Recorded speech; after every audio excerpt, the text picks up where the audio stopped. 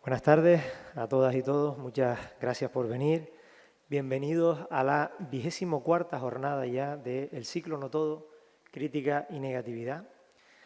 La última sesión que tendremos este año 2024, pero continuaremos en 2025, gracias al esfuerzo imperecedero, no me canso de decirlo, de quienes con su trabajo hacen posible este ciclo.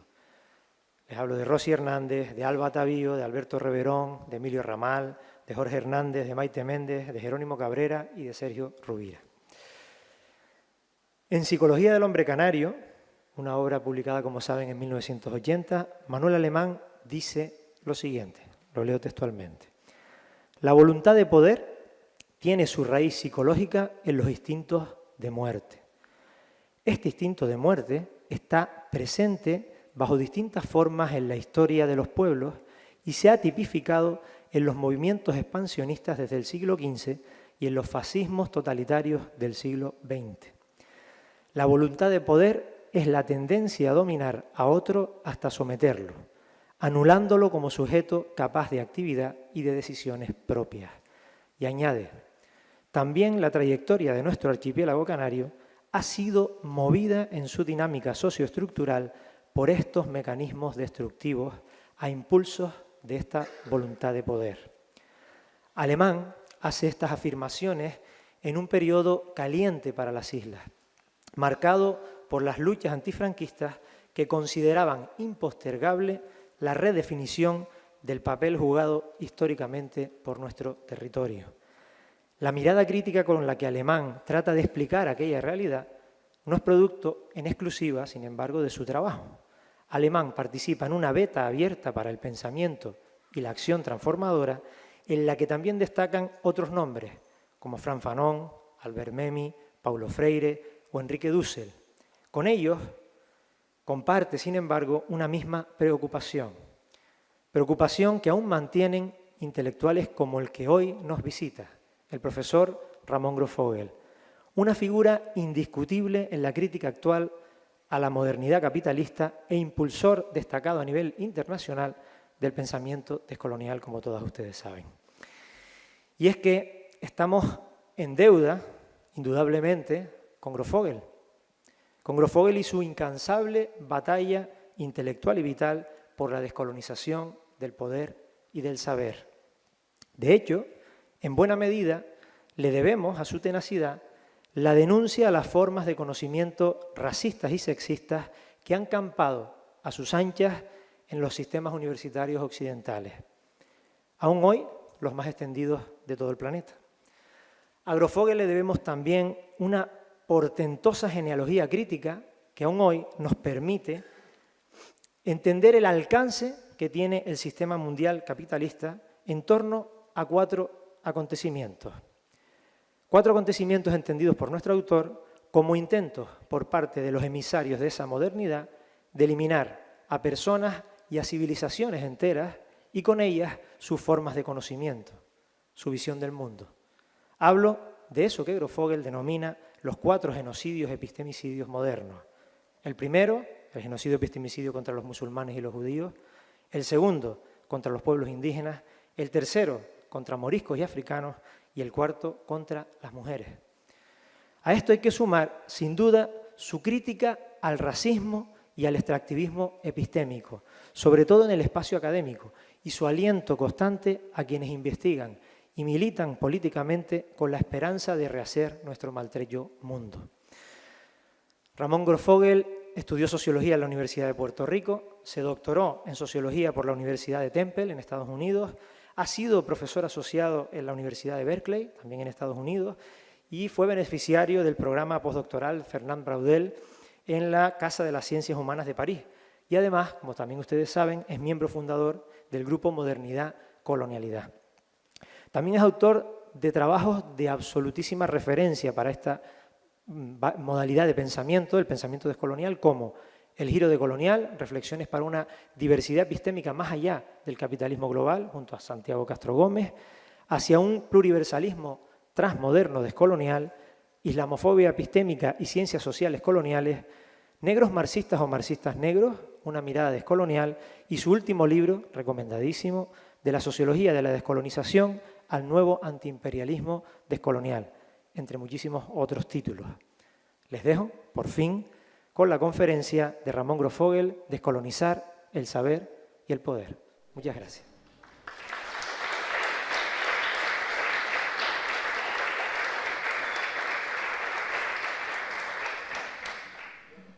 Muchas gracias por la invitación a estar aquí con ustedes en este magnífico museo. Gracias a su director, que está aquí presente, por esta invitación. Muchas gracias también a Roberto Gil por la invitación y gracias a todos ustedes que decidieron sacar este momento de la mañana de hoy, sábado, para venir aquí a tener esta discusión, esta conversación. La verdad que estábamos diciendo, luego de todo el trabajo intenso de esta semana, pues por ahí hay unas invitaciones de tratar de volver, pero ya con más tiempo para hacer seminarios donde se pueda profundizar más muchos de estos temas, porque la verdad que estos temas requieren de muchas matizaciones y mucha más profundidad de la que podemos tratar en una charla. Yo quería en esta presentación quizás hacer dos puntos, varios puntos quiero así, pero muy rápidamente como para provocar nada más porque no hay tiempo de elaborar. Pero aquí viene un tema sobre qué es la modernidad, ¿no? Y cómo conceptualizamos, cómo entendemos la modernidad. Yo creo que eso es un tema que también desde el punto de vista de las artes es un tema que es relevante a las discusiones contemporáneas. Usualmente ese debate se divide entre pues, aquellos que ven en la modernidad como un proyecto emancipatorio, ¿bien? Un proyecto que ha traído emancipación al mundo, y aquellos que vemos la modernidad como una civilización de muerte.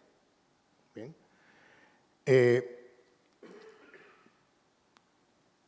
Aquí creo que no hay puntos medios, creo, en este debate, porque dependiendo de cómo conceptualizamos eso, terminas en un lugar o en el otro. Yo voy a poner una metáfora, ¿no? Una breve metáfora para tratar de ver si nos entendemos.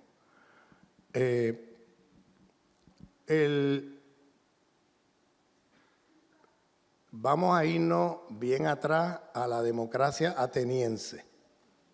Bien, la democracia ateniense tenía un alcance regional muy pequeño en relación al planeta, que era la civilización griega hace más de 2000 años. Y la democracia ateniense, si ustedes se recuerdan, los ciudadanos libres estaban dentro de las murallas y los esclavos, los excluidos, los superexplotados, los oprimidos estaban fuera de las murallas. Entonces, la condición de posibilidad de la democracia ateniense, de los ciudadanos libres, de los privilegios de los que vivían dentro de las murallas, era los seres que vivían fuera de las murallas, que eran los que producían como esclavos, muchos de ellos, pues la riqueza, las condiciones que permitían a que la gente dentro de las murallas pudiera disfrutar tiempo libre para poder pensar, para poder participar en los debates políticos, democráticos, etc. Bien. Ese esquema de lo que era la democracia ateniense, muy brevemente, lo que voy a plantear es que la modernidad es la democracia ateniense a escala global. Es Es decir, la modernidad como sistema civilizatorio, ¿bien? En lugar de sistema emancipatorio, en el giro de colonial, nosotros preferimos verlo como un sistema civilizatorio. Sistema civilizatorio de muerte, como voy a explicar. En un primer momento, el mundo moderno capitalista occidental se funda sobre la expansión, lo que se conoce en la historia como la expansión colonial europea, ¿bien? Que empezó en un primer momento con la expansión de la península ibérica, sobre todo la corona castellana aragonesa, su expansión al mundo, ¿no? Y que además los portugueses, que fueron como el inicio de ese proceso que en la historia se conoce como la expansión colonial europea. Entonces, el mundo europeo de esa época era lo que conocemos como la cristiandad. Era un mundo había feudalismo, era lo que como se conocía en la época, un sistema feudal económico que era propio de Europa, no existía feudalismo fuera de Europa. La historia local europea no es historia mundial. Esa es una falacia del eurocentrismo que seguimos repitiendo, ese error de siempre ver por allá o extrapolar hacia afuera lo que es historia local europea, que no es historia mundial. O sea, en otras partes pasaron otras cosas, pero no había feudalismo, no había medievo fuera de Europa que usaban esas categorías para entenderse a sí mismos en ese momento, pero no había tal cosa como época medieval, época feudal o cosas de esas fuera de Europa.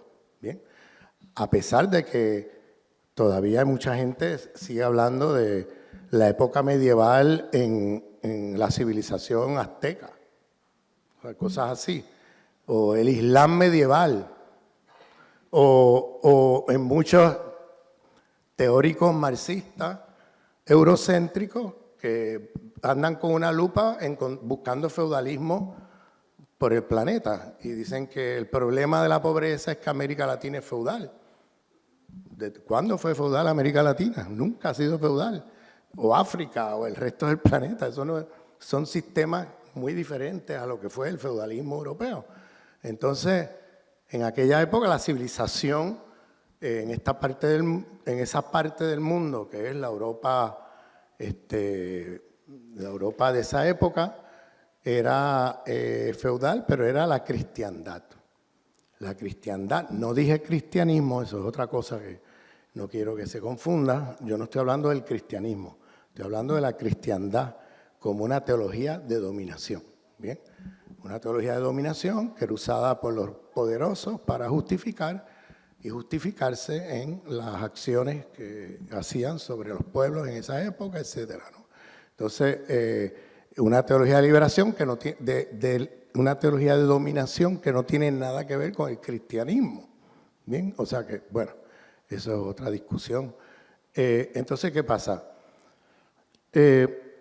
Cuando se da la expansión colonial europea, en ese momento tenemos que, a partir del siglo XV en adelante, aunque podemos trazarlo más atrás, cuando incluimos la expansión hacia territorios de la península ibérica, de Al-Ándalus, podemos trazar más atrás la expansión colonial. Yo siempre digo que la conquista del Al-Ándalus fue un primer momento de la expansión colonial europea y que los métodos de conquista que se usaron ahí fueron extrapolados a otras partes, pero que no solamente fue en Al-Ándalus, fue también en Canarias.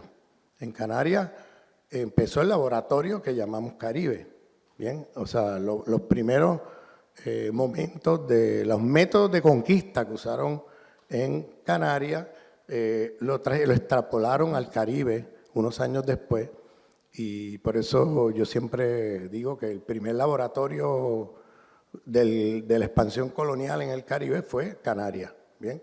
Porque usaron los mismos métodos de conquista que usaron aquí, se los llevaron para allá. Y entonces, por eso siempre he visto a Canarias como parte del Gran Caribe, ¿no? El Gran Caribe. Pero el tema es que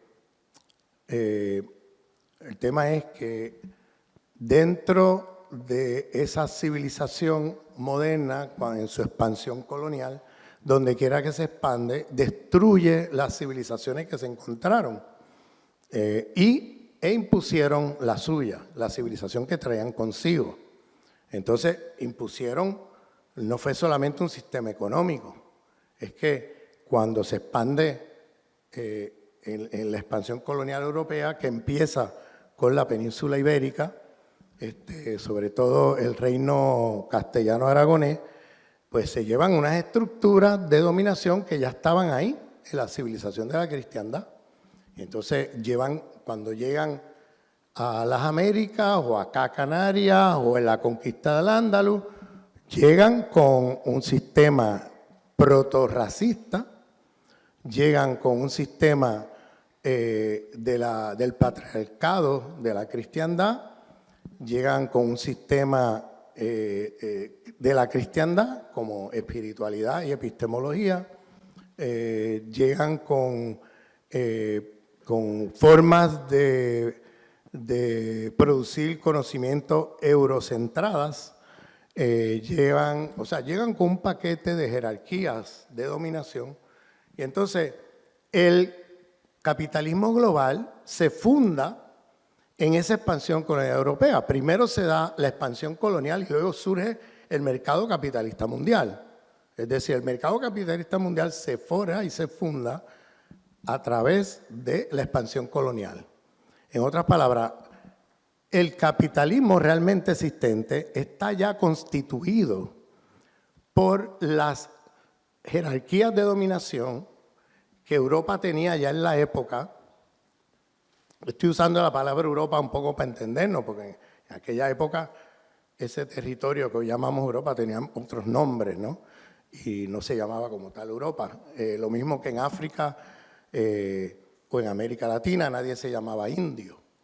Eso es un invento colonial por un error geográfico de Colón. Pero nadie se llamaba indio y nadie se llamaba negro en África, o etcétera, ¿no? Estos son categorías modernas que no existían antes de la modernidad. Y son categorías raciales también, pero bueno. Entonces, ¿qué pasa? Cuando se da la expansión colonial, lleva y constituye un mercado mundial capitalista. Ese mercado mundial capitalista se organiza desde el primer día con las lógicas civilizatorias que lleva Europa al mundo. Se organiza con lógicas racistas, con lógicas sexistas, patriarcales, con lógicas eurocéntricas, con cosmovisión de la cristiandad, etcétera, etcétera. O sea que el capitalismo realmente existente está organizado desde adentro mismo de la acumulación de capital por las estructuras de dominación de la civilización europea que se expande. ¿Bien? O sea que estas estructuras no son una superestructura, como diría cierto marxismo eurocéntrico del siglo XX, no son derivados de la acumulación de capital, sino que son principios organizadores de la misma acumulación de capital. ¿Bien? Y siempre digo, si el capitalismo es genocida, es porque está organizado desde adentro, no como superestructura, en la propia acumulación de capital con las lógicas racistas de la modernidad occidental. La división del trabajo está organizada con la idea de raza. ¿Quién hace qué y cuánto te ganas por lo que hace? Está constituido por la idea de raza a escala mundial. Lo mismo que si el capitalismo es un sistema feminicida, es porque está organizado desde adentro con la lógica patriarcal de la cristiandad, del sistema civilizatorio de la modernidad. Si el capitalismo es comunitaricida, es porque está organizado desde adentro con las lógicas del individuo atomizado que privilegia el liberalismo moderno. Si el capitalismo es ecologicida, es porque está organizado con las lógicas del dualismo cartesiano, ¿bien? Que es constitutiva a tecnologías destructivas de la vida. Eso lo podemos explicar quizás en la discusión, porque es un poquito largo de explicar eso, pero el punto es que la modernidad es el sistema civilizatorio que organiza el capitalismo. La modernidad no es la superestructura del capitalismo. La modernidad es el sistema civilizatorio que organiza un sistema económico, o sea, el capitalismo es el sistema económico de la modernidad. ¿Bien? Entonces, volviendo a la metáfora de la democracia ateniense, con la expansión colonial europea, un 10% de la población mundial estaba dentro de las murallas. Y hay un 90% fuera de las murallas. Pero recordemos que los que están fuera de la muralla es la condición de posibilidad de los privilegios de aquellos que están dentro de las murallas. ¿Bien? Entonces, tenemos un sistema global donde dentro de esas murallas, en un primer momento, en un lugar muy heterogéneo. Siempre ha sido un lugar heterogéneo, donde habían campesinos, había gente en condiciones muy pauperizadas, sobre todo saliendo de la época feudal de Europa. Habían pueblos oprimidos, pueblos dominados, había mucha pobreza en los campesinos, en muchas clases trabajadoras en esa época. Por tanto, la zona dentro de ese 10%, dentro de las murallas, pues es una zona que tiene conflictos, tiene contradicciones, no es una zona feliz. Pero, ¿qué pasa? A través del tiempo, la acumulación de capital que se concentra dentro de las murallas, poco a poco, las luchas y demandas de los oprimidos dentro de las murallas fueron respondidas por las élites imperialistas dentro de las murallas, dándole migajas a los oprimidos dentro de las murallas y mejorando su situación de vida, aceptando demandas que se hacían también desde fuera de las murallas, pero que nunca eran escuchadas, sino que siempre se respondían con violencia y despojo. No es que no hubiera lucha y demanda a ese sistema imperialista mundial que se crea con la expansión colonial europea. La había desde fuera de las murallas. Lo que pasa es que no eran los seres considerados deshumanizados, considerados inferiores frente a los seres superiores dentro de las murallas, y por tanto sus demandas nunca fueron tomadas en serio, sino que siempre se les respondía con violencia y despojo. Esas mismas demandas dentro de las murallas eran respondidas con concesiones a los oprimidos dentro de las murallas. ¿Bien? Entonces, cuando miramos la evolución de ese sistema, vemos que poco a poco los oprimidos dentro de las murallas fueron mejorando su situación. La memoria que tienen los oprimidos dentro de las murallas, cuando piensan en sus abuelos o bisabuelos, es que ellos están mejor que como estaban sus abuelos, ¿bien? O bisabuelos, estoy hablando en términos de larga duración, en los siglos, ¿no? Cuando en el sur global la expansión colonial destruye las civilizaciones que se encontraban, la mayoría de ellas de lejos, mucho más desarrolladas, avanzadas que la Europa medieval de la época, porque como sabemos, Europa estaba en un oscurantismo en términos de ciencia, tecnología, de muchas cosas en esa época, mientras las otras civilizaciones estaban floreciendo en términos de tecnología, ciencia y todo eso, porque no tenían la visión dualista de la cristiandad. Tenían una visión holística y no tenían ninguna contradicción entre espiritualidad y ciencia. En la cristiandad había una contradicción insalvable entre tener espiritualidad y poder hacer ciencia.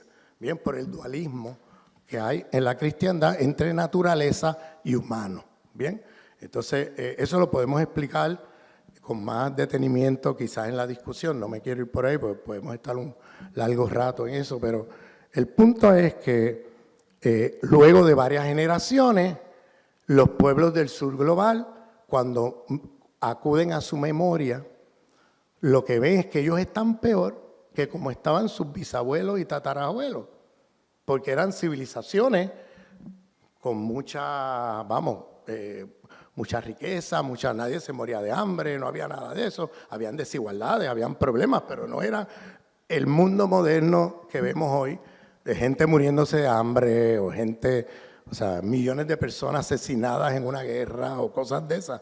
En el mundo, en ese otro mundo sí habían guerra, había todo eso, pero el sistema civilizatorio del que venían estaba de lejos mucho mejor o mucho más avanzado de lo que el 90% de la humanidad vive hoy. Entonces, la memoria de esos pueblos, el pasado es peor, es mucho mejor que en el presente. Pero en la memoria de los oprimidos, en la zona del ser, o en la zona dentro de las murallas, en la zona de los que son considerados superiores racialmente, etcétera, la memoria es de que hemos mejorado. Mis abuelos eran súper pobres, eran en el feudalismo europeo y todo eso, y yo ahora soy un trabajador, pero vivo mucho mejor que como vivían ellos. En cambio, en el sur global, la gente cuando piensa en el pasado, tienen un pasado glorioso y un presente desastroso. ¿Ve? Porque han sido sometidos a un régimen de dominación, superexplotación, extracción de recursos, acumulación de capital en los centros metropolitanos a costa del 90% de la humanidad. Es de esos que están fuera de las murallas. ¿Bien? Entonces, y aquí viene una pregunta retórica. Y la pregunta retórica es, ¿desde dónde definimos este debate de la modernidad? De si es un sistema civilizatorio o si es un sistema emancipatorio. Desde el pensamiento crítico que se produce desde un oprimido dentro de las murallas o desde el pensamiento crítico que se produce de los oprimidos fuera de las murallas.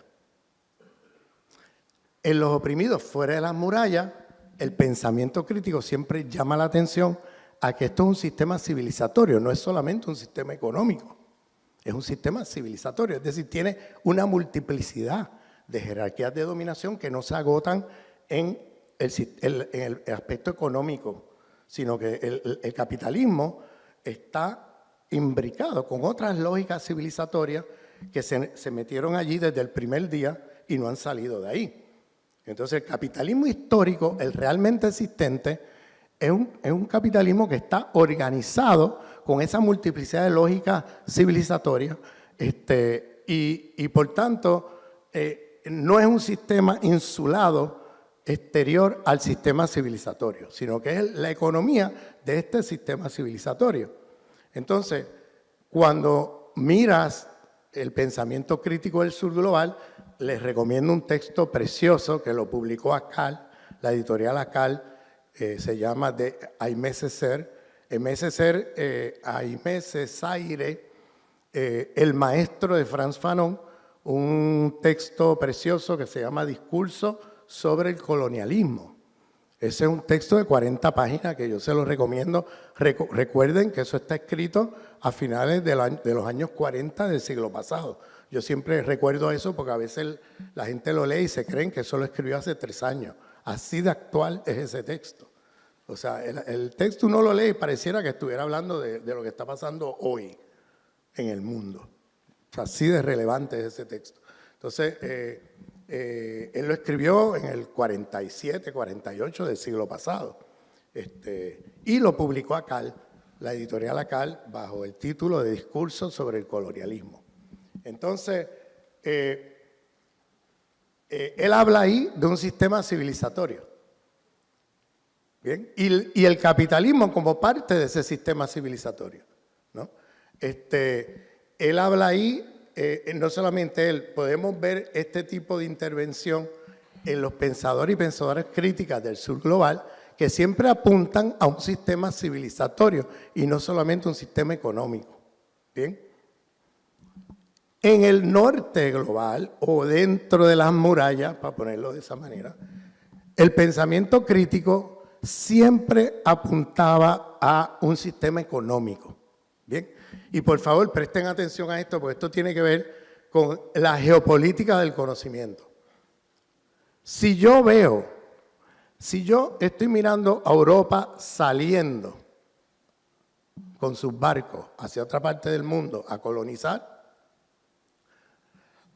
lo que yo alcanzo a ver como nuevo, lo que se me aparece como nuevo, es la lógica de acumulación de capital, que no existía en la Europa feudal.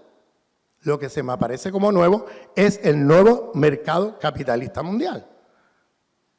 Yo tenía discusiones con Wallerstein, con Immanuel Wallerstein y con Giovanni Arrighi, porque yo le preguntaba a ellos por qué cuando ustedes teorizan el sistema mundo, colegas míos, grandes maestros, les recomiendo que lean su obra porque son grandes maestros de los cuales aprendí un montón, pero yo le preguntaba a ellos, ¿por qué ustedes cuando teorizan el sistema mundo capitalista, ustedes dejan de lado una multiplicidad de jerarquías de dominación que tendrían que estar allí como parte de la economía política del sistema capitalista mundial?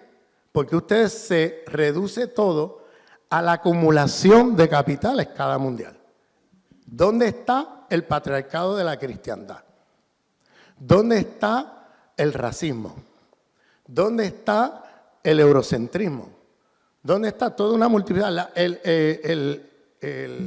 La dominación sobre la naturaleza.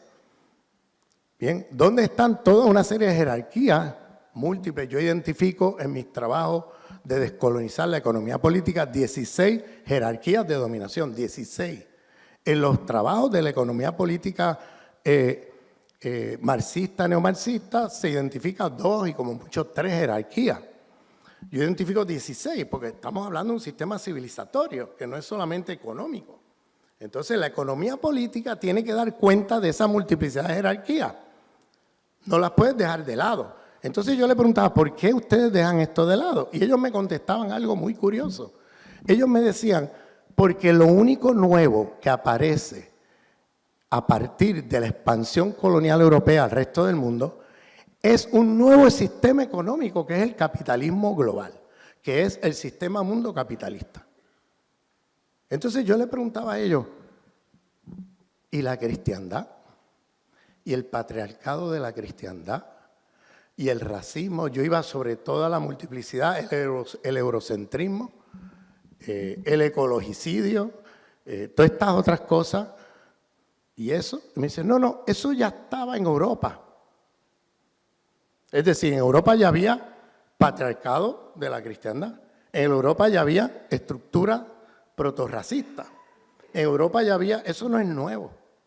Y yo, pero espérate un momento. Entonces ustedes me están diciendo que lo nuevo se define a partir de la historia local europea. Ese es el peor de los eurocentrismos, pensar que la historia local europea es historia mundial. Entonces yo agarro ahora, y porque eso pasó en Europa, pues yo digo, eso no es nuevo. No, eso no es nuevo para los europeos.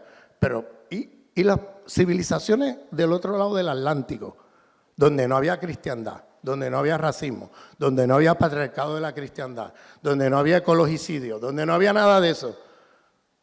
Entonces, para ellos no debe ser nuevo nada de eso porque ya existía en Europa.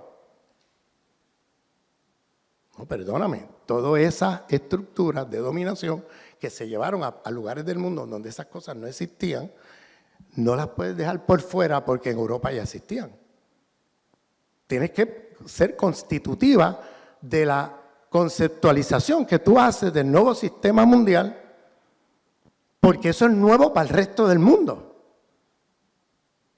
Vamos, es como si esto hubiera pasado, vamos a suponer hipotéticamente que los mayas hubieran agarrado barcos y se hubieran ido a colonizar el mundo, ¿no? Pues ellos hubieran traído su sistema civilizatorio con ellos. donde quiera que se metían, imponían su sistema civilizatorio, ¿verdad? Entonces alguien me dijera 500 años después y me dice, no, es que esas cosas que ellos trajeron no son nuevas porque ya existían en el mundo maya en Mesoamérica. Y yo, no, pero perdóname, pero cuando llegaron a África, cuando llegaron a Europa, cuando llegaron a otras partes del mundo, esas cosas son nuevas porque no existían allí. Entonces tienes que dar cuenta de eso, no lo puedes dejar de lado, como hace la economía política eurocéntrica marxista y no marxista, que deja todo eso de lado. Por eso tienen una dificultad muy grande cuando se teoriza capitalismo con otras formas de opresión.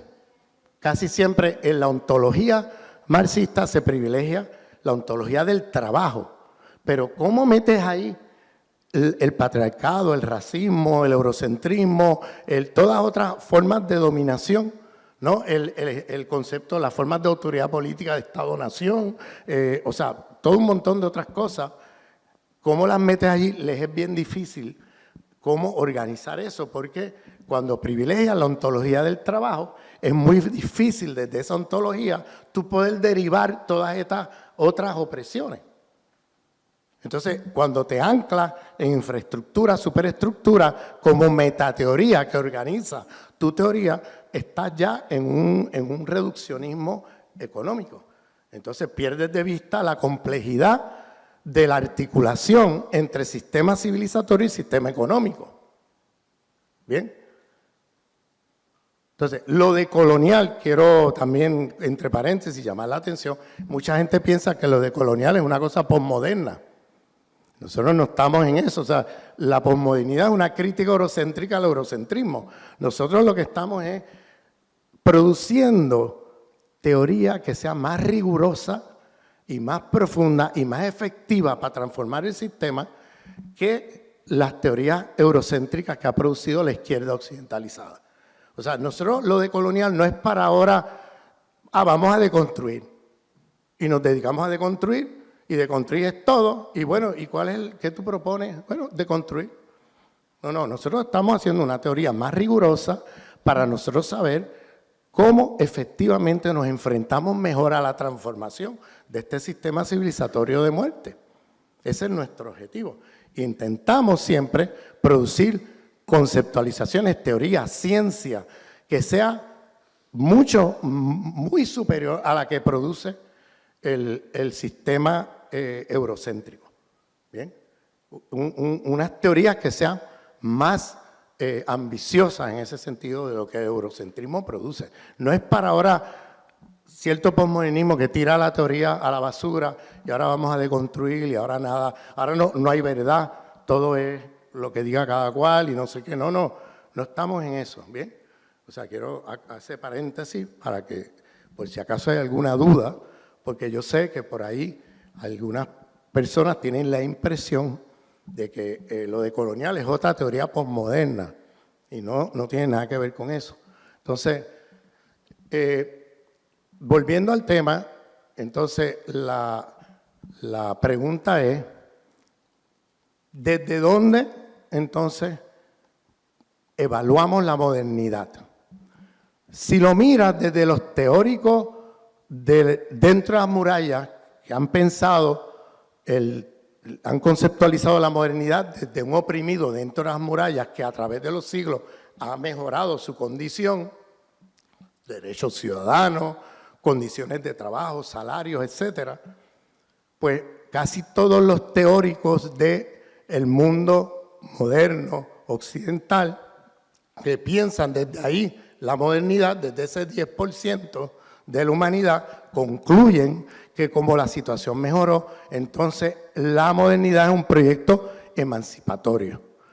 Ahí tiene la Revolución Francesa, que va a hablar de igualdad, de fraternidad y de libertad, como el lema, ¿no?, que orienta el aspecto emancipatorio de la modernidad, y eso se tradujo en que la gente mejoró. ¿Qué pasa? En el resto del planeta Tierra, en el 90% de la humanidad, los teóricos de ese mismo proceso, pero desde el lado oscuro de ese proceso, concluyen lo opuesto. concluyen que es un sistema civilizatorio que ha matado a millones de seres humanos y que se está cargando la ecología planetaria y que es un sistema civilizatorio que nos está llevando a todos a la muerte. ¿A la muerte de qué? De la vida, humana y no humana. ¿Bien? Entonces hacen una evaluación de la modernidad desde el otro lado. ¿Bien? Entonces, la pregunta es, ¿desde qué lado vamos entonces a definir la modernidad? Desde el lado de aquellos que pudieron mejorar a costa de la superexplotación del resto de la humanidad y concluir entonces con un sistema emancipatorio, porque te has cargado al 90% de la humanidad, elevaste un 10%, y con eso ahora te montas con la bandera de que la modernidad es un sistema emancipatorio. Cuando esos privilegios del 10% se montaron sobre la colonización, esclavización, superexplotación del resto de la humanidad. Entonces, si eso es emancipatorio, perdóname, yo no quiero ese tipo de emancipación porque entonces eso es, yo me emancipo a costa de la humanidad. ¿Ves? Yo mejoro y me emancipo a costa de la humanidad. Y eso de emancipación no tiene nada, eso es un sistema de dominación, de opresión, etc. Por eso, en el giro decolonial, nos tomamos en serio el planteamiento de que desde el sur global, las teorías que se han levantado, críticas desde el sur global sobre este mismo proceso, muestra o se caracteriza como un sistema civilizatorio destructivo de la vida, un sistema civilizatorio de muerte. ¿Bien? Y yo por eso tomo esa posición. Yo prefiero definir la modernidad a partir de la experiencia del 90% de la humanidad que a partir del 10%. Pero además, y aquí viene otro problema que tiene que ver con la narrativa histórica mundial. Si tú tienes una narrativa, porque muchas diferencias a veces tienen que ver con narrativa histórico mundial diferentes. O sea, si yo tengo una narrativa histórico mundial hegeliana, eurocéntrica, que me dice que todo pasado es peor que el presente y todo futuro va a ser mejor que el presente, entonces yo no puedo concebir que pudiera haber en el mundo previo a este sistema civilizatorio algo mejor. Porque como la modernidad me hace creer que todo pasado es peor, pues no puede ser que haya algo mejor a esto en las civilizaciones anteriores. Entonces, nos es muy difícil a nosotros, en el mundo moderno, imaginarnos un pasado que pudiera tener cosas mejores, número uno. Número dos, si conoces un poco de las civilizaciones que destruyeron, bien, el concepto de igualdad estaba allí ya en un montón de otras civilizaciones. El concepto de libertad estaba allí ya en un montón de otras civilizaciones. Institucionalizado, no solamente como idea. ¿Bien? El concepto de sociedades comunitarias y comunales ya estaba en un montón de civilizaciones antes que las utopías del pensamiento de izquierda europeo, que de hecho es al calor del encuentro colonial con otras civilizaciones que el pensamiento utópico europeo adquiere se energiza porque encuentra sociedades comunitarias, sin propiedad privada, etcétera, que empieza a hacer que el pensamiento europeo también se estimule con utopías, ¿no? Que se encuentran en el encuentro de civilizaciones al calor de la expansión colonial. Entonces tenemos que esas ideas luego, en el siglo XVIII, de libertad, igualdad, todo esto como discurso emancipatorio, se reciclan como ideas natural e inherentemente producidas por los hombres occidentales. No las mujeres, los hombres occidentales. En la ilustración, los hombres de la ilustración. Entonces, nos hacen creer que esas son ideas que se inventaron los europeos, que la democracia es europea. No, la democracia no es europea. Hay democracia antes que la reciente democracia liberal europea de los últimos 200 años. Porque antes de eso en Europa no había democracia. ¿verdad? En otras civilizaciones habían sistemas democráticos. De hecho, la palabra democracia y la institución democrática viene de los egipcios, reconocidos por los propios griegos. Hay una cosa curiosa cuando leemos a los griegos, que es que no nos damos cuenta que todos los filósofos griegos están en récord diciendo que sus saberes vinieron de Egipto. Pero eso como que no lo queremos leer, lo dejamos por allí. ¿Qué era Egipto? Egipto era bantú, era africano, era negro. Entonces no puede ser que los orígenes de Grecia estuvieran en Egipto. Todos los filósofos griegos, todos los grandes pensadores, está allí, lo ponen así literalmente, es impresionante. Pero esos pasajes los censuramos, no los miramos, no, hacemos así, porque claro, eso te derrumba toda la narrativa histórica de la superioridad de Occidente sobre el resto, etcétera, ¿no? Pero ellos reconocen que la filosofía, las categorías de filosofía política, democracia, todo eso, lo sacan de Egipto. Yo les recomiendo el primer volumen de la Política de Liberación de Enrique Dussel. Es un volumen así como de 700 páginas de historia mundial de la política. Es una historia mundial del pensamiento político mundial y es impresionante porque es una obra crítica del helenocentrismo y del eurocentrismo. ¿Bien? Entonces, eso que nosotros le atribuimos como algo natural inherente a Europa, como la igualdad, la democracia, estas cosas que son muy recientes en la historia de Europa, ¿bien? Se lo atribuimos como algo natural inherentemente europeo, como si se lo hubieran inventado ellos y como si nadie antes que ellos hubiera tenido concepto de democracia, concepto de igualdad, concepto de libertad, etcétera. Cuando habían muchísimas civilizaciones previas que tenían estas ideas y esto institucionalizado incluso como institución civilizatoria en muchas civilizaciones del mundo. Y digo esto porque todavía al día de hoy seguimos creyendo, ¿no?, por una narrativa histórico mundial muy eurocéntrica, que todo eso fue un invento europeo. Y nos seguimos creyendo que todo lo que hizo Europa desde la expansión colonial para acá, pues civilizó el mundo, civilizó otros pueblos, mejoró la situación de la gente y del mundo. Eso es totalmente falso. Históricamente, incluso desde el punto de vista de la economía política, lo que hizo fue pauperizar a las civilizaciones que colonizaron, pauperizar los pueblos. Entonces, y desde el punto de vista de la modernidad, lo que hace el pensamiento ilustrado es extractivismo epistémico de otras civilizaciones.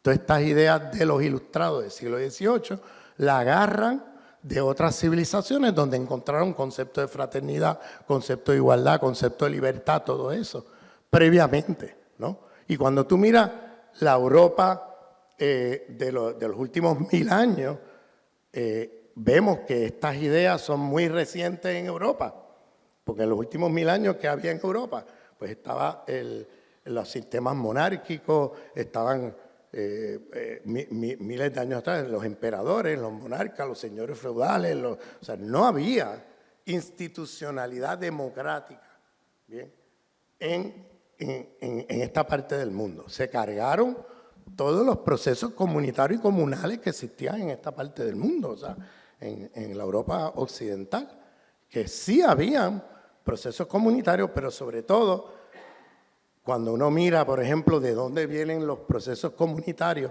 de la península ibérica, pues tienes que ir a Al-Ándalus, porque en Al-Ándalus la propiedad era comunitaria. Era un sistema asiático-africano donde el Estado tenía control del sistema hidráulico, pero la tierra era comunal. Bien, que luego con la conquista del Al-Ándalus pasó a ser propiedad privada.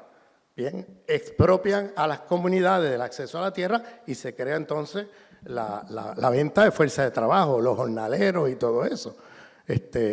O sea que hay un proceso. Aquí está Javier García Fernández que tiene un manuscrito sobre este tema, que sería bueno, Javi, que quizás en algún momento agarres el micrófono y expliques esto, porque esa parte yo la aprendí de él y está aquí presente. Él es joven andaluz que hizo una tesis doctoral sobre este tema en la Universidad de Coimbra. Y bueno,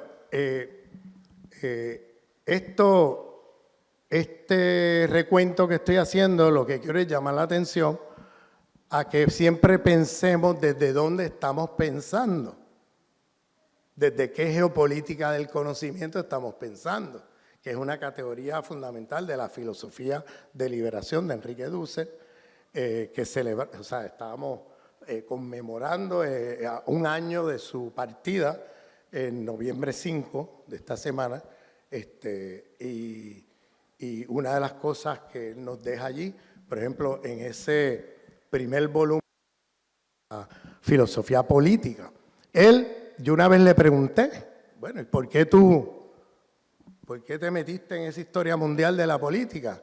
Y él me dio una respuesta impresionante. Él me dijo, yo como filósofo empiezo mi filosofía política con el poder obediencial, con el mandar obedeciendo de los pueblos originarios en las Américas. Entonces, ¿cómo yo justifico ante un público de filósofos, ¿no?, de departamentos de filosofía eurocéntrica, que yo empiece no con Platón o Aristóteles, sino que yo estoy empezando con pensamientos de los pueblos originarios de las Américas, con el mandar obedeciendo de los tojolabales zapatistas o el poder obediencial de Evo Morales? ¿Cómo yo justifico eso? Pues yo quise hacer un capítulo de la historia mundial de la política para demostrar que la filosofía política no empezó en Grecia, que la filosofía política empezó 2000, 3000 años antes que los griegos. Y quise, para que los filósofos, porque detrás de todas estas diferencias, Pepe, hay una diferencia de narrativa histórico mundial. Eso yo lo aprendí con Dussel. Y él dijo, yo tenía que mostrar otra narrativa histórico mundial que justificara que yo empezara con el pensamiento amerindio y no con Platón o Aristóteles. Y para hacer eso tuve que meterme a hacer historia mundial de la política. Claro, yo empecé con un capítulo y sigo escribiendo, iba por 30 páginas y terminé con 700 páginas. Entonces, terminó con un volumen que está publicado por Trota, que se llama algo así como Historia Mundial, algo así, Historia y... ¿Alguien se acuerda del título? Bueno, es el primer volumen de la filosofía política de Dussel, de la política de liberación.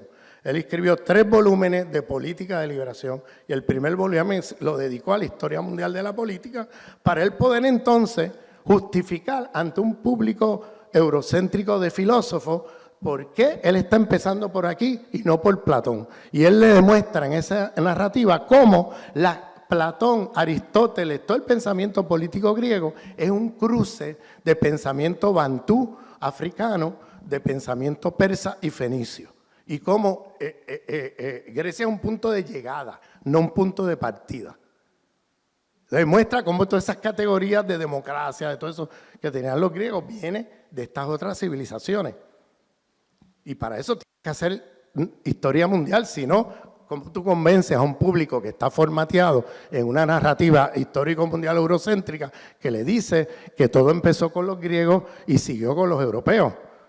Entonces, ¿cómo tú sacas a la gente de ahí? Pues tienes que mostrarle cuán falsa es esa narrativa. Y entonces hizo 700 páginas de historia mundial de la política, que está publicado por la editorial Trota en el Estado español, que el que quiera interesarse por eso, yo se lo recomiendo, es realmente una obra maestra de historia mundial, porque es crítica del helenocentrismo y del eurocentrismo. Y él empieza en Mesopotamia y se mete con la filosofía política china. Mira que los chinos tienen pensamiento político desde hace 5000 años. Y se mete con la filosofía política china, la filosofía política hindustana, filosofía política islámica, filosofía política africana, bantú, todo. Y los griegos llegan 2500 años después, como un punto de llegada, no como un punto de partida, no como un origen. sino como un cruce. ¿Bien? Entonces, es muy interesante porque eso nos ayuda a descolonizarnos de esas narrativas históricas mundiales que luego nos hacen concluir cosas equivocadas. Entonces,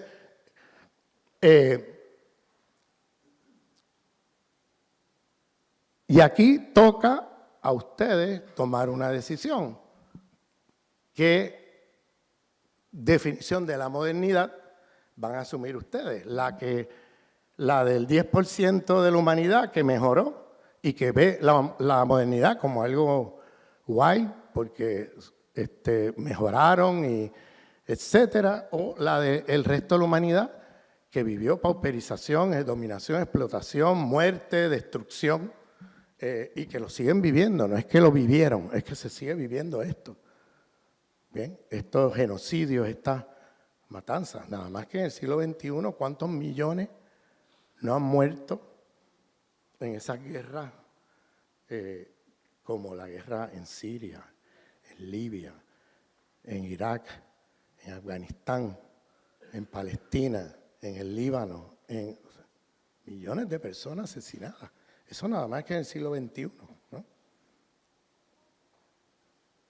Entonces, por tanto, el proyecto es construir un nuevo sistema civilizatorio, que es lo que Dussel llamaba la transmodernidad, un proyecto civilizatorio que trascienda esta civilización de muerte que es la modernidad, y montarlo desde el pluriverso, desde la diversidad epistémica del mundo. Es decir, movernos. Ahora mismo estamos en un mundo donde solo un mundo es posible y todos los demás se hacen imposibles. Y movernos hacia un mundo donde otros mundos sean posibles y este se haga imposible. Porque no vas a poder hacer un mundo donde otros mundos sean posibles sin que hagas este imposible, porque este se dedica a hacer imposible los otros mundos. Entonces, el horizonte de la transmodernidad es precisamente la construcción de un nuevo sistema civilizatorio que tenga la producción y reproducción de la vida en su centro, ¿no? No la destrucción de la vida, para privilegiarla a un 10%. ¿Ves? Que es lo que es la modernidad históricamente. Los discursos de la modernidad que tú puedas ver en Francia, en Alemania y en Inglaterra, son discursos de embellecimiento de la modernidad. Siempre embellecen la modernidad como algo bonito, como algo que nos emancipa, con ideas bonitas, pero lo que se esconde detrás de eso es el horror de esa civilización que te vende un embellecimiento de su sistema civilizatorio a costa de los esqueletos que están enterrados. ¿Bien? Y si ese mejoramiento o ese lado emancipatorio se da a costa de la superexplotación, dominación y muerte del resto del planeta, entonces eso de emancipatorio no tiene nada. Lo siento, pero no tiene nada de emancipatorio. Eso es una falsa, ¿no? Porque nos hace creer que esto es emancipatorio. No, esto no tiene nada de emancipatorio. Y estas ideas, por ejemplo, cuando en la Revolución Haitiana, por ejemplo, levantan la bandera de la libertad, de la igualdad, etcétera, eso no viene de la Revolución Francesa, eso viene de los líderes de la Revolución Haitiana, eran africanos musulmanes. Y son ideas que estaban ya en las civilizaciones musulmanas en África y que ellos se traen como bandera de lucha en el Caribe. Y precede por más de 100 años la Revolución Haitiana a la Revolución Francesa, porque los haitianos se están levantando con esa bandera antes que en Francia hubiera habido el levantamiento de 1789. Están las rebeliones y las revoluciones en Haití desde principios del siglo XVIII, con la bandera de la libertad, la igualdad y todo esto. O sea que históricamente es incluso equivocado decir que, como dicen algunas personas, que las los slogans, los lemas de la Revolución Haitiana eran una imitación de la francesa, porque la Revolución Haitiana no fue en 1791 o en el 1804, es una revolución que duró 100 años, que triunfó en 1804, pero duró un montón de tiempo de lucha y de revuelta, o sea, fue una revolución larguísima. Y triunfan en 1804, pero los lemas de esa revolución son lemas que después se repiten en la Revolución Francesa. O sea, que es como el mundo al revés. Nos hacen creer que todo eso fue gracias a la Revolución Francesa que se emanciparon los haitianos. No, al revés. Los haitianos ya estaban levantando todos esos lemas emancipatorios en su lucha contra la esclavitud y contra el colonialismo 100 años antes que los franceses empezaran a hablar de eso.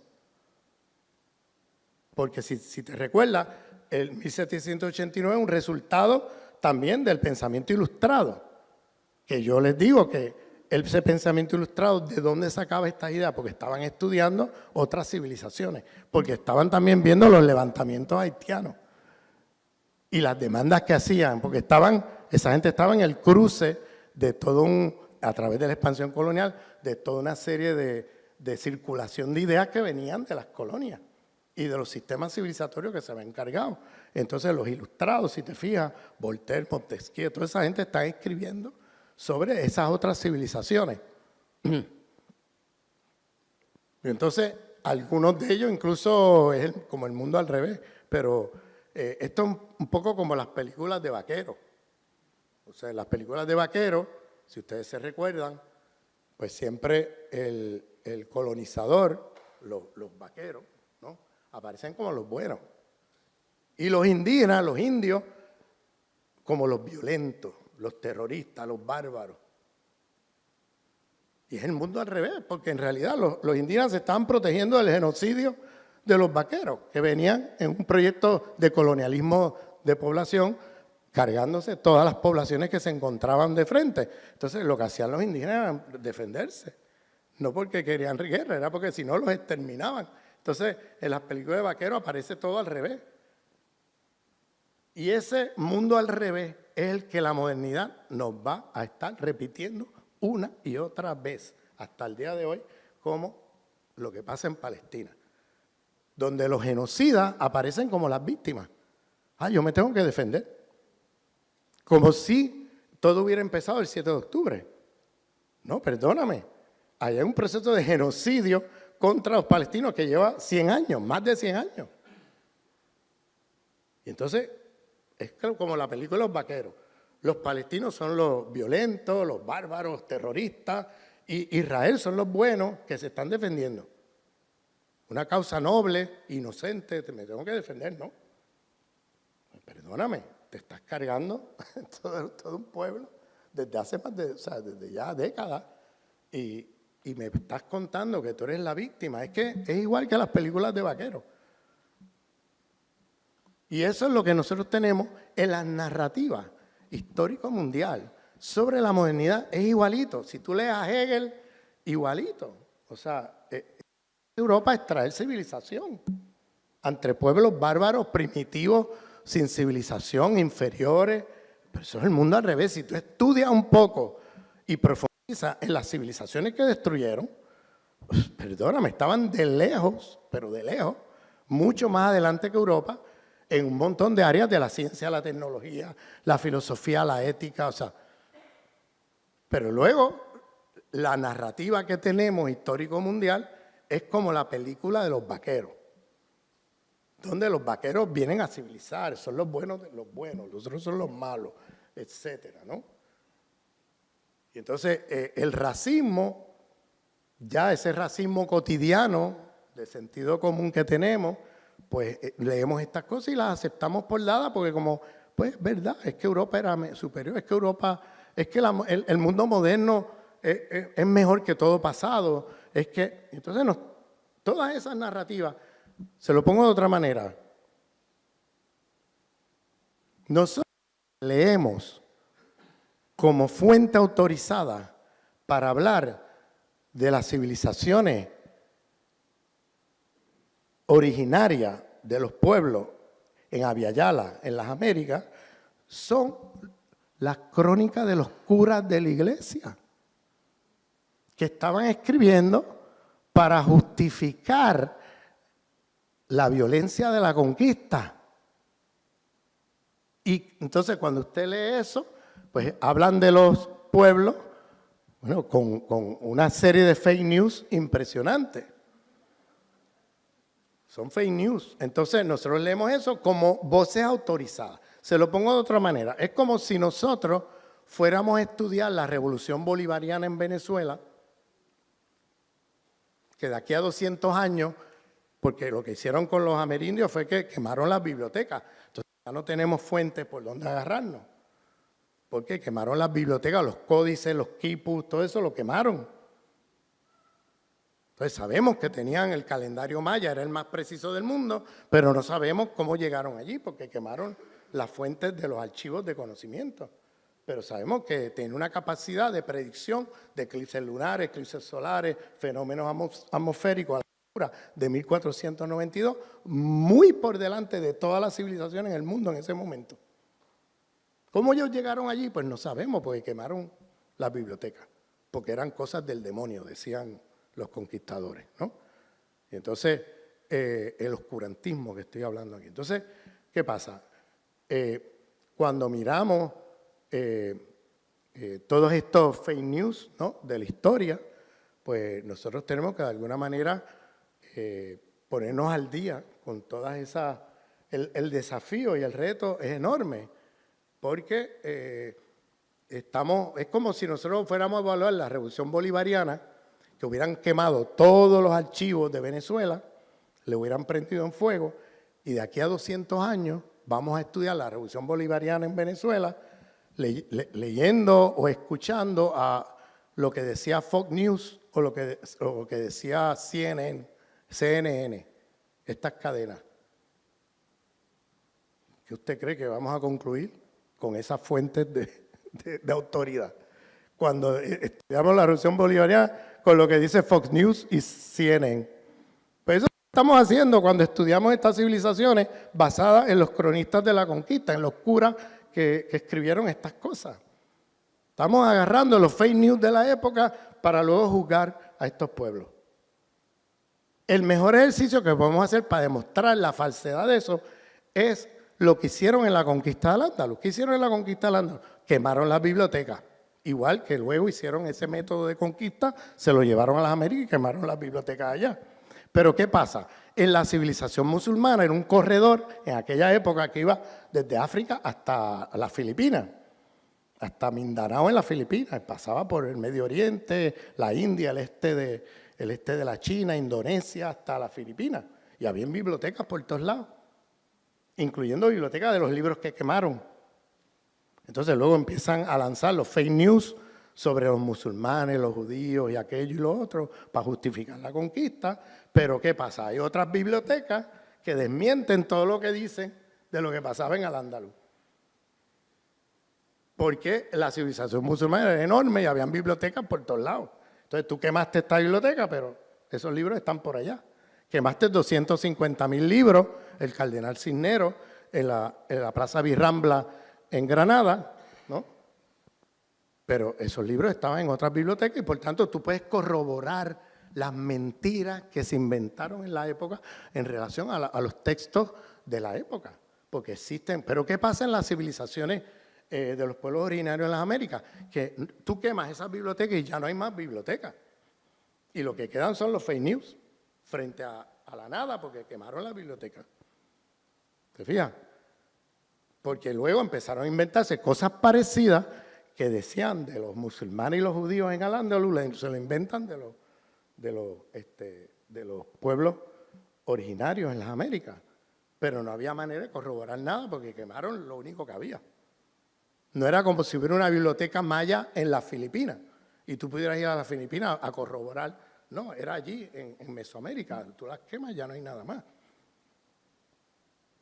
Tenemos que descolonizarnos de todas estas narrativas, de este sentido común eurocéntrico, moderno, racista que tenemos, que siempre imaginamos que todo lo moderno es mucho mejor que todo pasado. Por ejemplo, en el debate feminista, siempre yo cito a Silvia Marcos para Mesoamérica, yo cito a Yoronko Yowumi para el oeste de África, que son pensadoras que te demuestran que no había patriarcado antes de la llegada de los europeos, que en esos lugares del mundo no había patriarcado. Bueno, para un feminismo moderno occidental eso es difícil de imaginar, porque si todo pasado es peor que el presente, no puede ser que hubieran sociedades feministas y civilizaciones feministas antes que el feminismo blanco occidental. Es imposible, ¿no? Pues sí. Y ahí está Yoronko Yowumi, una mujer del oeste de África, que demuestra que no había patriarcado en las sociedades del oeste de África y que llega el patriarcado con la colonización europea. Y lo mismo con Silvia Marcos en Mesoamérica, en sus trabajos históricos, mostrando que antes de la llegada de los europeos no había sistema patriarcal. Llega con la expansión con la europea y con el patriarcado de la cristiandad, que se impone allí con la Biblia y la espada.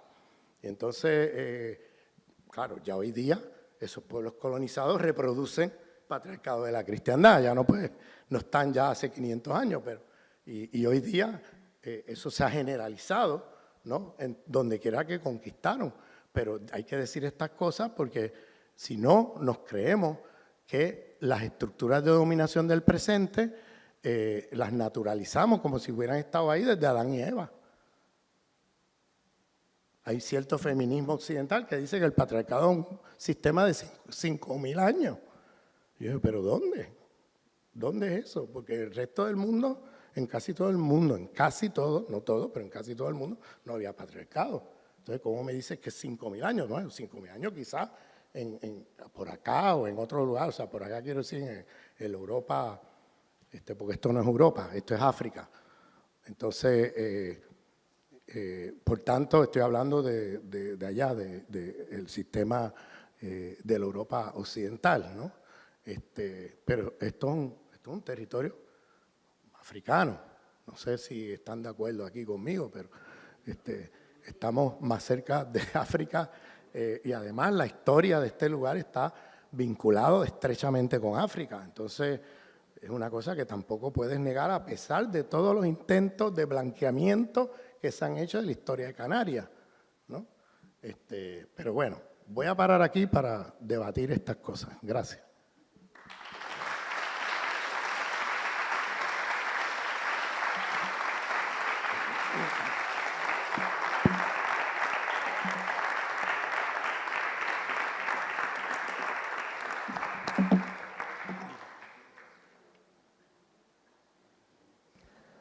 Bueno, muchas gracias, Ramón, por este recorrido impresionante a contracorriente de la modernidad, muy en la línea de tu pensamiento tan productivo. Y vamos a abrir un turno de palabras para que le hagan preguntas a Ramón. Como siempre, sí les pido que cuanto más breve sean mejor para que pueda preguntar más gente.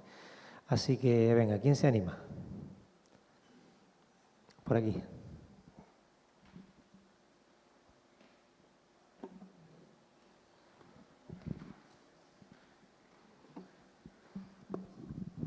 Buenas. Mi pregunta va en relación al pensamiento contrahegemónico y la tecnología, ¿no? Es decir, visto cómo se comporta la tecnología contemporánea en el sentido del algoritmo, sociedades de escucha, sociedades de vigilancia, ¿cómo puede haber posibilidad de un pensamiento contrahegemónico y de básicamente es eso, si tenemos la oportunidad de un pensamiento contrahegemónico o no? ¿Tú dices hoy o tú dices en el pasado? Hoy.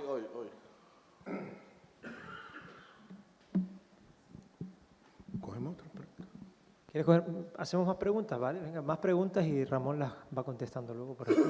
Gracias. Yo hablo alrededor sin micrófono. Quisiera que usted nos hablara un poco si puede haber una relación entre el shock postraumático de un pueblo colonizado y los mecanismos de colonial, es decir, qué es primero, qué es después, y cómo se relacionan esos dos elementos que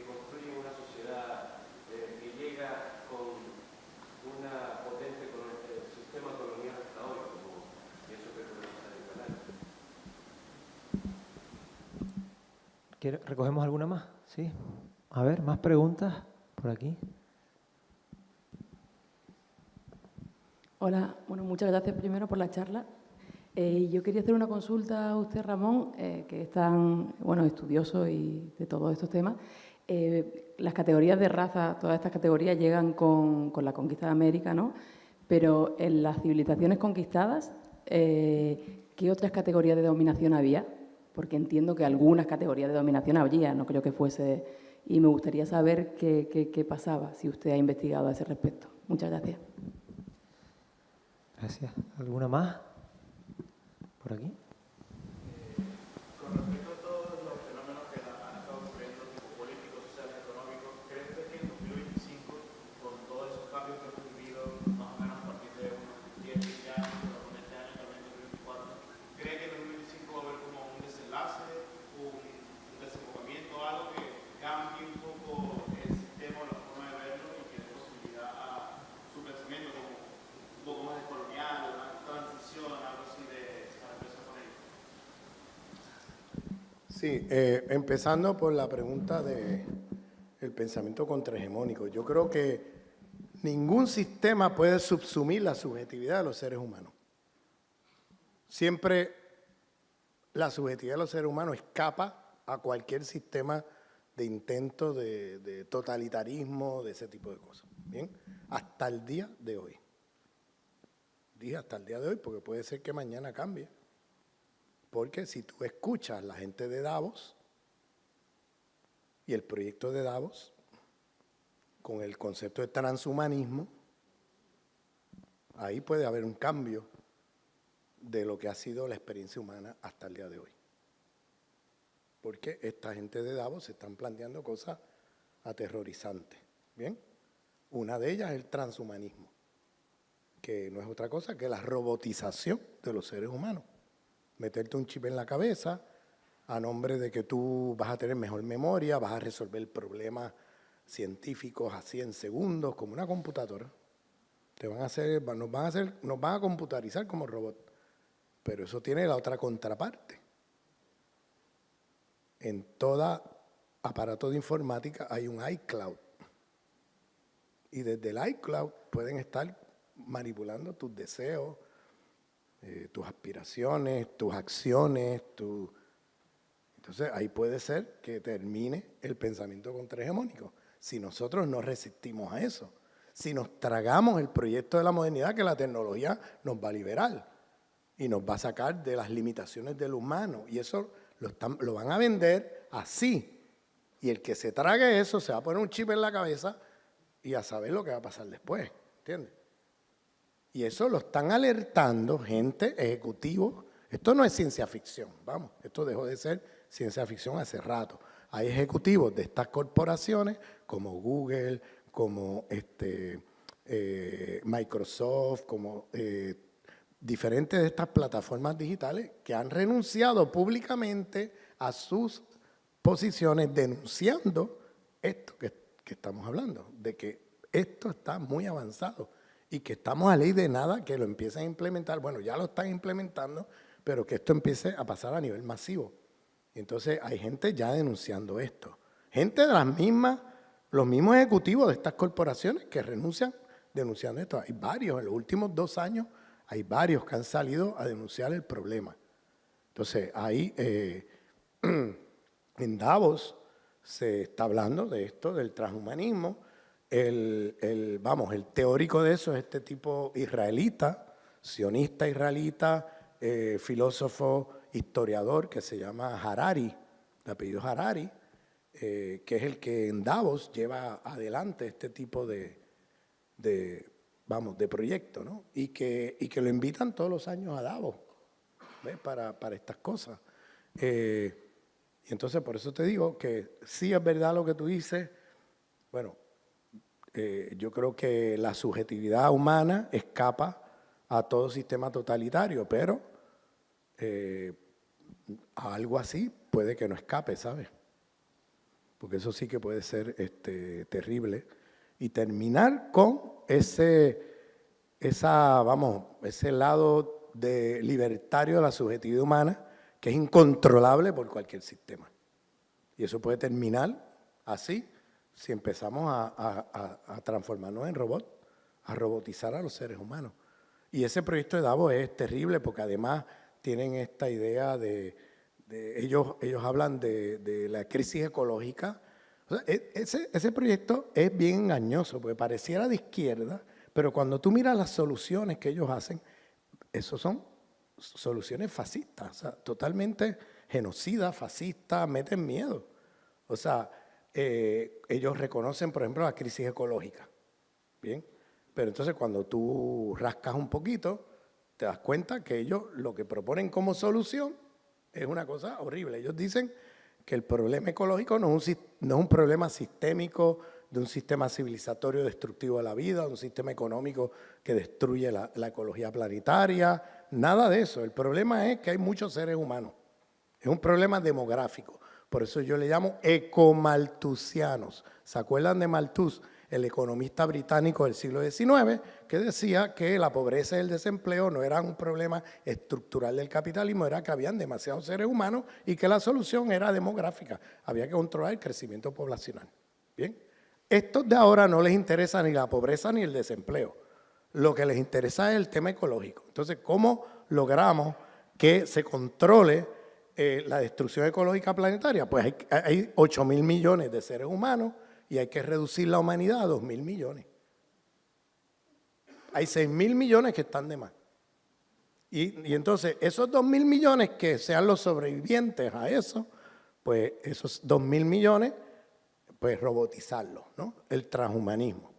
Y entonces se están planteando, esos de Davos han entendido que el sistema capitalista mundial se va a colapsar, y que el sistema civilizatorio no va a colapsar. Y ellos lo que están tratando es construir un nuevo sistema histórico, peor que este, usando las nuevas tecnologías. Y eso es lo que alguna gente llama tecnofeudalismo. ¿Han oído hablar de eso? El tecnofeudalismo.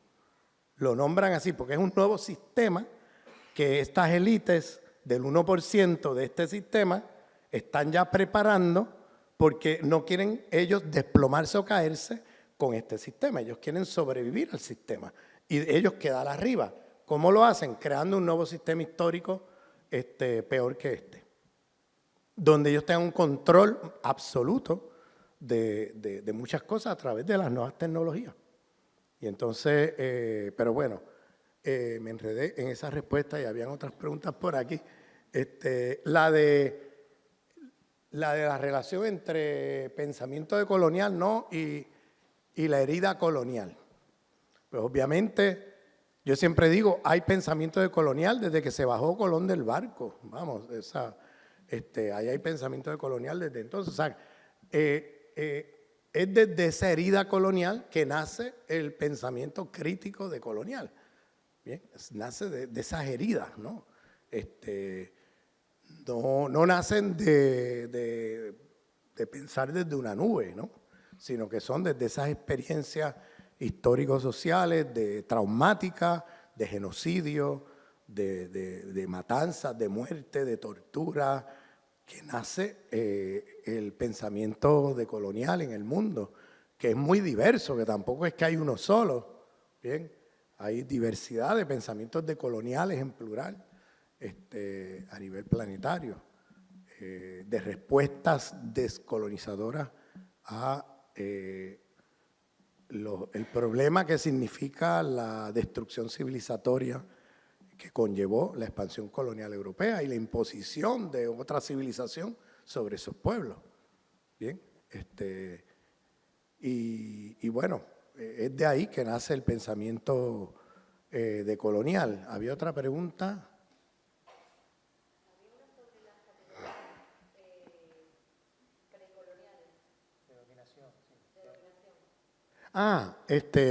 Bueno, eso hay que historizarlo en cada civilización.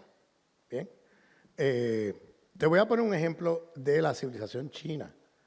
En la civilización china, por ejemplo, pues en general tú no veías, por ejemplo, estoy hablando de la civilización china hace miles de años, o sea, en la época confuciana y todas estas cosas. O sea, la autoridad política de los lineajes chinos, ¿no?, que operaba mucho a través de la internalización de las reglas de comportamiento ético confuciano.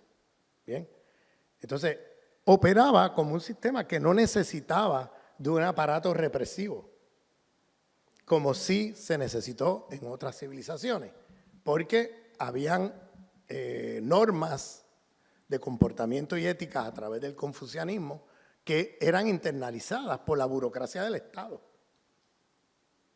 ¿Entiendes? Entonces operaban con otras lógicas muy diferentes a otras civilizaciones. Solamente para darte un ejemplo, pero hay una diversidad civilizatoria a escala planetaria enorme. O sea, había muchísimas civilizaciones antes que ésta se las cargara todas, ¿no? Y hoy estamos bajo un solo sistema civilizatorio. O sea, no puedes decir hoy que existe la civilización musulmana, o que existe la civilización china, o que existen las civilizaciones de los pueblos originarios en la América. Todo eso fue destruido. Unos bien al principio de la expansión colonial, otros más recientemente, pero todo quedó destruido. Ya el último reducto de una civilización que escapara a la modernidad occidental eran los otomanos, que fueron destruidos en la Primera Guerra Mundial. Y como ustedes saben, se sentaron en una oficina de Londres, los británicos y los franceses, y se dividieron el pastel del otomano, ¿no? Y ahí se creó el tema palestino, porque el tema palestino, Palestina existía allí como parte del otomano, ¿no? Y entonces Palestina quedó en manos de los británicos. Líbano quedó en manos de los franceses, en manos de los británicos. O sea, se dividieron todo el territorio otomano, entre ellos, en la Primera Guerra Mundial. Se cargaron el Imperio Otomano y se dividieron el pastel. E inmediatamente, bien temprano, los británicos pasaron el decreto de Balfour en Palestina, donde empiezan a poblar con judíos europeos a Palestina, que es el colonialismo de población. ¿Ves? Que hay una alta correlación entre colonialismo de población y genocidio, porque en el colonialismo de población, el colonizador lo que le interesa es quedarse con las tierras, con la vivienda y con todo lo que encuentra del colonizado. Y entonces, para poder quedarse con eso, tiene que usar la violencia y limpiar étnicamente el territorio para traer su familia y ocupar el territorio. Ese tipo de colonialismo que ha existido desde la conquista de Al-Ándalus, pasando por la conquista de Canarias, pasando por la conquista en Australia, en Estados Unidos, Canadá, todos esos países, en Argentina, Uruguay, el sur de Brasil, Chile, de ese colonialismo de población en Zimbabue, Sudáfrica, hay una alta correlación, hasta Palestina, ¿no? Hay una alta correlación entre el colonialismo de asentamiento de población y el genocidio. Porque el colonizador no le interesa explotar la mano de obra del colonizado, eso es una cosa para ellos secundaria. El colonizador lo que quiere es quedarse con las tierras, quedarse con todo. Y entonces en ese proceso viene la limpieza étnica del territorio, que no es otra cosa que el genocidio de los pueblos, ¿no? Entonces lo podemos ver a través de 500 años hasta Palestina hoy. Bien, y entonces, bueno, no sé si había otra pregunta por ahí. ¿Qué va a pasar en 2025? Ah, el 2025, wow. Eso es una pregunta para Nostradamus. Wow, eso es una pregunta tremenda porque yo creo que estamos viviendo un momento que nadie sabe lo que va a pasar, ¿sabes? Nadie sabe lo que va a pasar. Yo sí te puedo decir que estamos así de una guerra nuclear.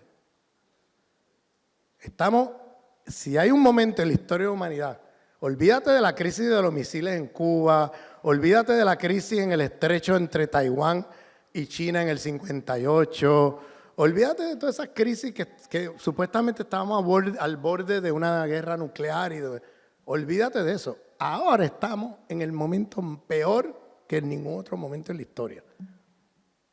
Porque ahora sí que, vamos, estamos en un momento de incertidumbre muy fuerte, donde las élites occidentales, como dije, pues tienen proyectos genocidas para el mundo. Entonces coquetean, no sé si los han escuchado. O sea, si tú quieres ver bien lo que está pasando en el mundo, tienes que entender esto de los fascistas de Davos y los viejos fascismos, para entender lo que está pasando en términos de las políticas del mundo occidental. Es que se disputan ese mundo bipolar, ¿no?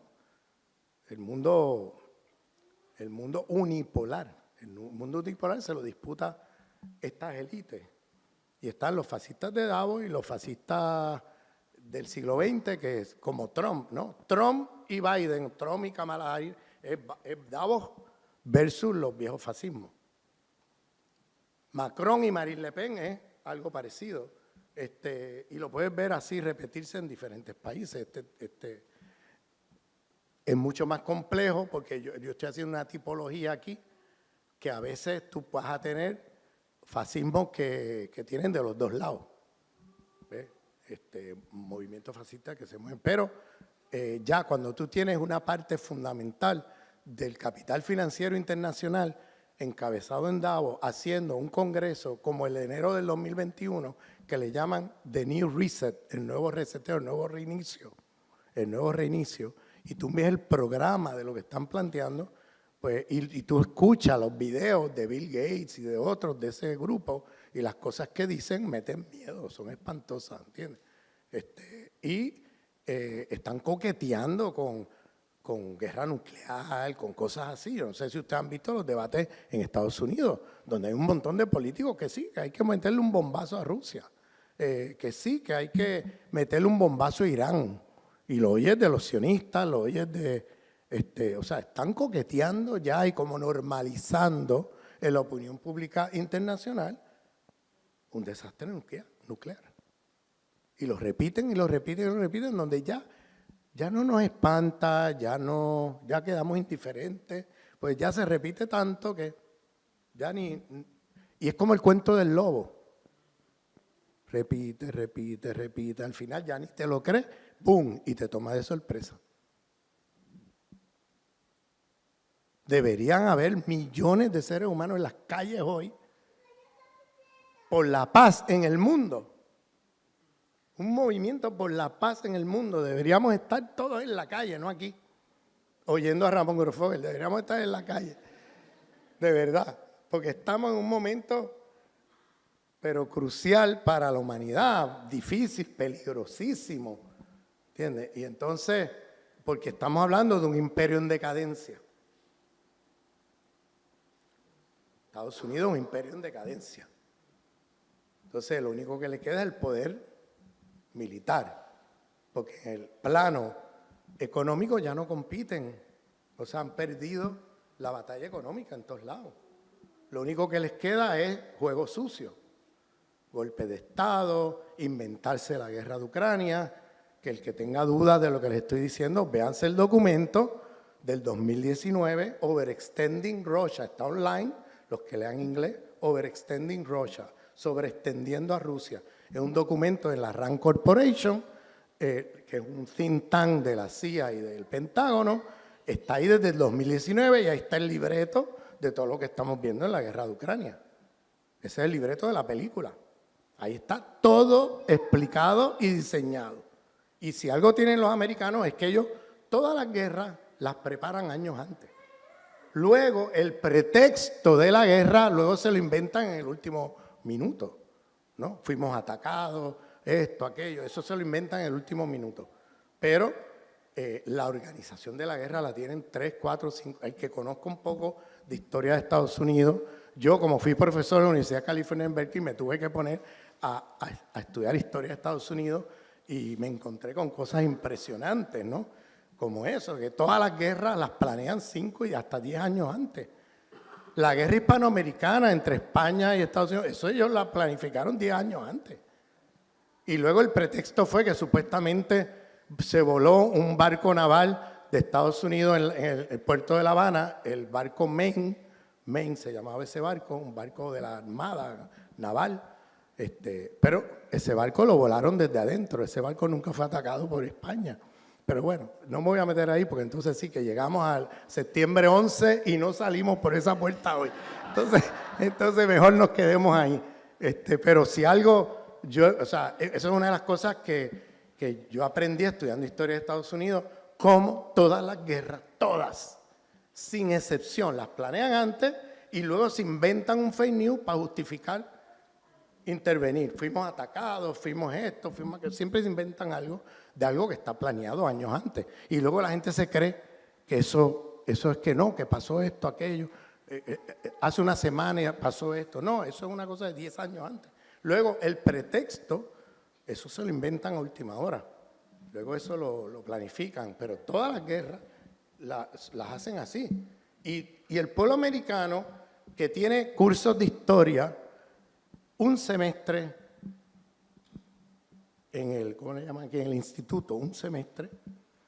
Historia de Estados Unidos se enseñan un semestre en todos los años de estudio, desde el primer grado hasta que te gradúas del instituto. Hay un semestre de historia. O sea, el pueblo americano es ignorante de la historia de Estados Unidos. Y quieren que sea así, porque así todo te parece nuevo. Pero alguien como yo, que viene viendo y estudiando esto desde el siglo XIX para acá, pues para mí es como, otra vez vienes con el mismo cuento. Que fuiste atacado. O sea, no, por favor, no me vengas con la misma historia. O sea, invéntate algo nuevo, por favor. Pero no, es como una repetición y repetición y repetición. Y como el pueblo americano no tiene memoria histórica, tiene amnesia histórica, pues se tragan esto todo el tiempo. Todo el tiempo. Y yo siempre digo, tú quieres entender las guerras de los Estados Unidos del siglo XX y XXI, tienes que estudiar a profundidad la guerra hispanoamericana, porque ese es el modelo que han seguido desde esa época hasta hoy. Siempre es, o ellos provocan un ataque, o ellos atacan ellos mismos. Una de dos.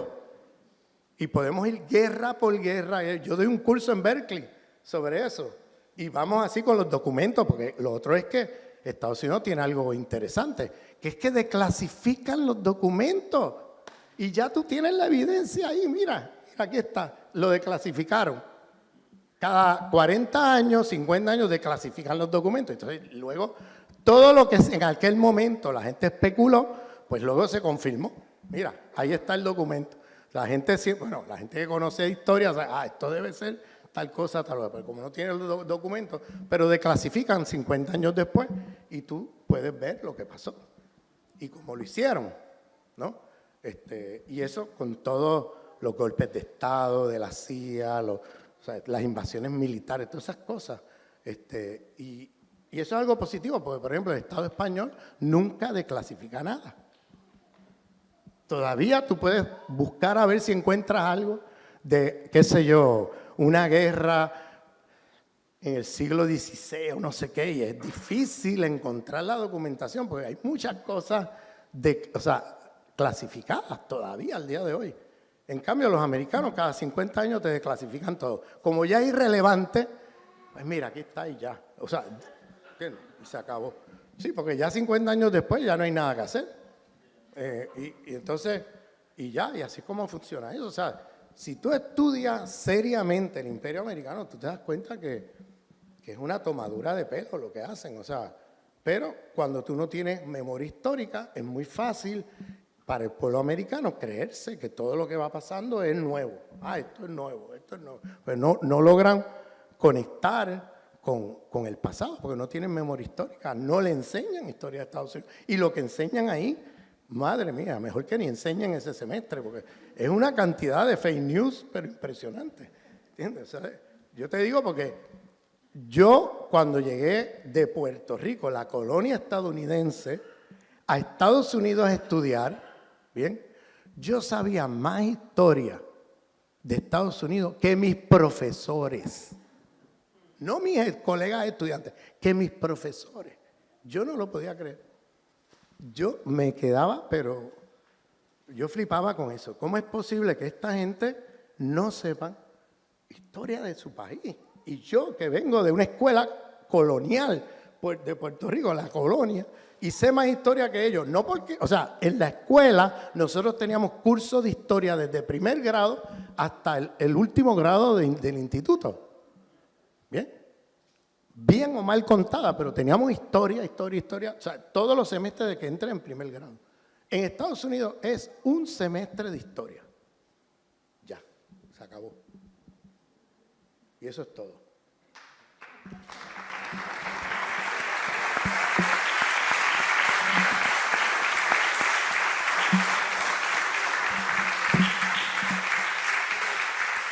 Bueno, le dejamos aquí, no sin antes aprovechar para agradecer a Ramón, que en estos días se ha recorrido todo lo que le ha dado tiempo y más. Como decimos en Canarias y en Puerto Rico, te fajaste. Sí. Y esperamos tenerlo muy pronto de vuelta. Gracias a todas y todos. Muchas gracias.